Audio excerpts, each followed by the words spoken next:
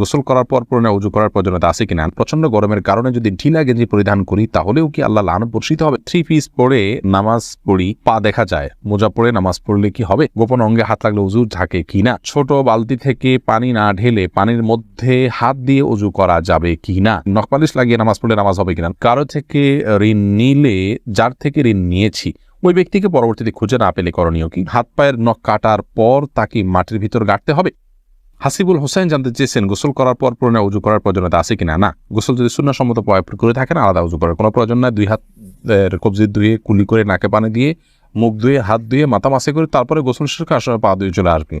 এভাবে গোসল করলে আপনার আলাদা করে আর গোসল করার কোনো প্রয়োজন নেই। ওযুতে আপনার গোসলের শুরুতে ওযুর নিয়ত হয়ে যাচ্ছে। এস আলম আপনি আইডি থেকে জানতে চেয়েছেন গোপন অঙ্গে হাত লাগলে ওযু ঝাঁকে কিনা। আমাদের দেশের উলামায়ে কেরামের মতে বাহানাই মতো উলামায়ে কেরামের মতে গোপন অঙ্গে হাত লাগলে ওযু ভাঙবে না। তবে আরবিয়ান স্কলাররা সৌদি আরবের উলামায়ে কেরাম তাদের মতে গোপন অঙ্গে হাত লাগলে ওযু ভেঙে যাবে, যেহেতু আপনার একটা হাদিস রয়েছে যে মান মাসসা যাকারাহু ফালিয়াতাওয়াদ্দা, এজন্য তারা হাত লাগলে বলতে কাপড়ের উপর দিয়ে নয়, সরাসরি যদি কেউ গোপন স্পর্শ করে তারা ওটাকে ওযু ভঙ্গের কারণ হিসাবে উল্লেখ করেন। অতএব সেই জায়গা থেকে এটা ওযু ভঙ্গের কারণ তাদের মতে, আমাদের উলামায়ে মতে এটি ওযু ভঙ্গের কারণ না। এমনি আমজাদ হোসেন জানতে চেয়েছেন হাত পায়ের নখ কাটার পর তাকে মাটির ভিতর গাড়তে হবে, যেহেতু এটা মানুষের শরীরের অংশ, ময়লা আবর্জনা ফেলার জায়গায় না ফেলে এটাকে কোনো মাটিতে দাফন করলে সেটা উত্তম ভালো কাজ, কিন্তু এটি ফরজ ওয়াজিবের মতো কোনো কাজ নয় যেটা না করলে গুনাহ হবে, উচিত করতে পারলে ভালো হয়। ফারজানা রহমান শারমিন জানতে চেয়েছেন প্রচন্ড গরমের কারণে যদি ঢিলা গেঞ্জি পরিধান করি তাহলেও কি আল্লাহ লানত বর্ষিত হবে। বোন ফারজানা, যদি বাসা বাড়িতে আপনি পড়েন তাহলে তো আল্লাহ লানত বর্ষিত হওয়ার কোনো প্রশ্নই ওঠে না। যদি গায়ে মহানামের সামনে এসে পড়ে না যান, আপনি বাসাটা পড়ার পর উপর দিয়ে পাতলা না পরে নেন যাতে আপনার সৌন্দর্য প্রকাশিত না হয় গায়ে মহানামদের সাথে, এরকম যদি চলেন তাহলে কোনো অসুবিধা নেই বাসা বাড়িতে। আর বাসা বাড়ির বাইরে যদি আপনি যান তাহলে সেক্ষেত্রে বোরকার নিচে যদি আপনি এ ধরনের পোশাক পরেন কোনো অসুবিধা নেই ইনশাআল্লাহ বিদিনিল্লাহ। অর্থাৎ আপনার পর্দা বাইরে যখন যাবেন পর্দা মেনটেন করতে হবে। গরম এর কষ্ট যত বেশি জাহান্নামের গরমের কষ্ট তার চাইতে অনেক বেশি। অতএব পর্দা লঙ্ঘন যেন না হয়, পরপুরুষের সামনে যাতে আপনার পর্দা লঙ্ঘিত না হয় সে বিষয়টা আপনি খেয়াল করবেন।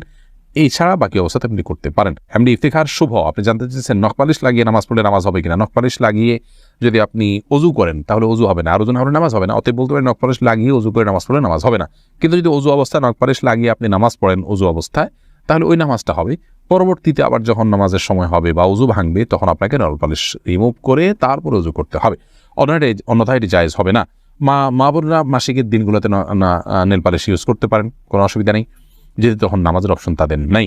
কিন্তু পরবর্তীতে আবার নামাজ যখন শুরু হবে তার আগে তাদেরকে সেটি রিমুভ করে নিয়ে তারপর ওযু করে নামাজ পড়তে হবে। কারজাই এর দিকে আপনি জানতে চেয়েছেন কারো থেকে ঋণ নিলে যার থেকে ঋণ নিয়েছি ওই ব্যক্তিকে পরবর্তীতে খুঁজে না পেলে করণীয় কি, যদি কোনোভাবে খুঁজে পাওয়া না যায় এবং আশাও ছেড়ে দেন তাহলে সেক্ষেত্রে সেই ঋণের টাকা আপনি যে কোনো গরিব মানুষকে অসহায় মানুষকে আপনি দান করে দিবেন বা কল্যাণমূলক খাতে দান করে দিবেন ওই ব্যক্তির তরফ থেকে, প্রাপকের তরফ থেকে, তাই আপনি দায়মুক্ত হবেন ইনশাআল্লাহ। মোহাম্মদ আরাফাত ইসলাম জানতেছেন ডান হাতে খাবার গ্রহণের সময় প্রয়োজনে কি বাম হাতে পানি পান করা যাবে। প্রয়োজনে বলতে কি, ডান হাতে পানি পান করা উচিত, খাবার গ্রহণ করা উচিত। ইভেন আপনার খাবার খেলে আঙ্গুল চেটে তারপরে আপনি ডান হাতে ধরে খাবেন। যদি আমাদের ওলামায়ে কেরাম বলেন যে বাম হাতে আপনি পানির পাত্র ধরলেন, ডান হাত দিয়ে ঠেক দিলেন, তার মানে 2 হাত ধরে খালেন, এটা জায়েজ আছে, এটা একটা পন্থা মাত্র, কিন্তু সবচেয়ে উত্তম হয় সরাসরি ডান হাতে খাওয়া। সেক্ষেত্রে খাবার লেগে যাওয়ার যে ভয় থাকে গ্লাস ইত্যাদিতে সেটা থেকে বাঁচার জন্য আপনি পরিষ্কার করে নেবেন, আলতো করে ধরবেন, কিন্তু ডান হাতে খাওয়া উচিত, পান করা উচিত, যেহেতু হাদিসে সুস্পষ্টভাবে ডান হাতে খাওয়া পান করার নির্দেশ রয়েছে। শিখা ইসলাম আপনি জানতেছেন 3 পিস পরে নামাজ পড়ি পা দেখা যায়, মোজা পরে নামাজ পড়লে কি হবে, পায়ের পাতা ঢাকতে হবে কিনা মেয়েদের নামাজের জন্য মধ্যে এটা নিয়ে মত পার্থক্য আছে। অনেক উলামায়ে কেরাম এটাকে শর্ত করেছেন। আমি ব্যক্তিগতভাবে এই মতটা চাইতে যারা বলেন যে পায়ের পাতা পাতা বলতে পায়ের পাতার তলের অংশ এটা ঢাকার শর্ত দিয়ে থাকেন, তাদের মতটাকে আমি সমর্থন করি না।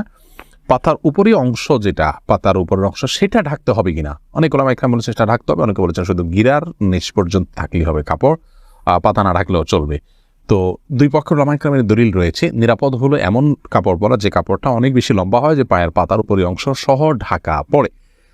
তলা ঢাকার জন্য মোজা পরার জন্য আলাদা করে কষ্ট করা বা কসরত করা এটা আবশ্যক নয় ইনশাআল্লাহ বিদিনিল্লাহ, নামাজ হয়ে যাবে যদি কেউ মোজা না পড়ে। ফারজানা সুলতান আপনি জানতেছেন কিবলার দিকে পা দিয়ে শোয়া যাবে কিনা। কিবলার দিকে পা দিয়ে শোয়ার ব্যাপারে কোনো হাদিসই নিষেধাজ্ঞা সরাসরি নাই, তারপরও ওইদিকে কেবলা রয়েছে, সেই জায়গা থেকে কেবলার প্রতি শ্রদ্ধার জায়গা থেকে কেউ যদি দিকে পা না দেন ভালো, কিন্তু এটাকে হারাম বলা বা নাজায়েজ বলা বা গুনাহের কারণ বলার কোনো সুযোগ নেই, যেহেতু কোরআন হাদিসে এই বিষয়ে কোনো নিষেধাজ্ঞা নেই। নিশান, আপনি জানতে চেয়েছেন উযু করার সময় বেসিনে পা দেওয়া কি ঠিক?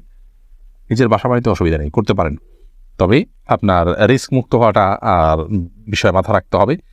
নিজের জন্য রিস্কি হলে সেটা আপনার জন্য করা উচিত হবে না, কারণ নিজেকে বিপদের মুখে ঠেলে দেওয়া ইসলাম শরীয়তে সেখানে জায়েজ নয়। অসময় এখান থেকে পড়ে বা দুর্ঘটনার শিকার হতে পারে মানুষের। যদি সেরকম না হয়, আপনি আশপাশে কিছু ধরে করতে পারেন, তাহলে এটা জায়েজ আছে। কিন্তু পাবলিক প্লেসে বা বাইরে এরকমটি করা অনুচিত, যেহেতু এটা দৃষ্টিকটু। অন্য ধরনের মানুষরা আছে যারা এই বেসিন ব্যবহার করবে, তারা দেখে হয়তো ইসলাম সম্পর্কে বাজে ধারণা নিবে, বা তাদের হক নষ্ট হতে পারে, বা আশপাশে পানি পড়ে ভিজে যাবে, জায়গাগুলো নষ্ট হবে। সেই জায়গা থেকে পাবলিক প্লেসে এমনটি না করা উচিত, কিন্তু করলে অজু হয়ে যাবে। ফারিয়া এনামুল, আপনি জানতে চেয়েছেন ছোট বালতি থেকে পানি না ঢেলে পানির মধ্যে হাত দিয়ে অজু করা যাবে কি না? যাবে। হাত দিয়ে কোষ করে উঠিয়ে আগে হাত ধোবেন 3 বার, এরপরে আবার আপনি কোট দিয়ে স্বাভাবিকভাবে উজু করতে পারেন, কোনো অসুবিধা নেই। নবী সাল্লাল্লাহু আলাইহি ওয়াসাল্লাম এই পদ্ধতিতে উজু করেছেন। আনাবিয়া বাহার নুসরাত, আপনি জানতে চেয়েছেন নামাজের ভিতর বারবার থুতু ফেললে কি নামাজ ভেঙে যাবে? নামাজের ভিতরে বারবার কেন থুতু ফেলবেন? যদি এটা বারবার করতে থাকেন, এটা আপনি নামাজে আসেন কি নাই এরকম সন্দেহ, একজন বাহিরের দর্শক আপনার দিকে তাকিয়ে এরকম সন্দেহ যে তার ভিতরে উদ্রেক হওয়ার মতো আপনি এত বেশি বারবার থুতু ফেলেন, তাহলে তো নামাজ হবে না। আর যদি এরকম না হয়, তাহলে এটা নামাজের হয়তো আপনি মাঝে মধ্যে ফেললেন, কিন্তু নামাজের যে ভঙ্গিমা আছে সেটার মধ্যেই থেকে ফেললেন, তাহলে আপনার নামাজ হয়ে যাবে, কিন্তু তাতেও নামাজের অঙ্গহানি হবে, মান নষ্ট হবে। মাঝে মধ্যে আপনি বাধ্য হলেন ফেলতে, সেটা যদি আপনি ফেলেন যথাযথ উপায়, যেমন আপনি টিস্যুতে ফেললেন, মুখে পোকা ঢুকে গেছে কথা বা এই যদি কিছু সেটা জায়েজ আছে, কিন্তু প্রায় বা বারবার এরকম করা উচিত নয়, জায়েজ নয়।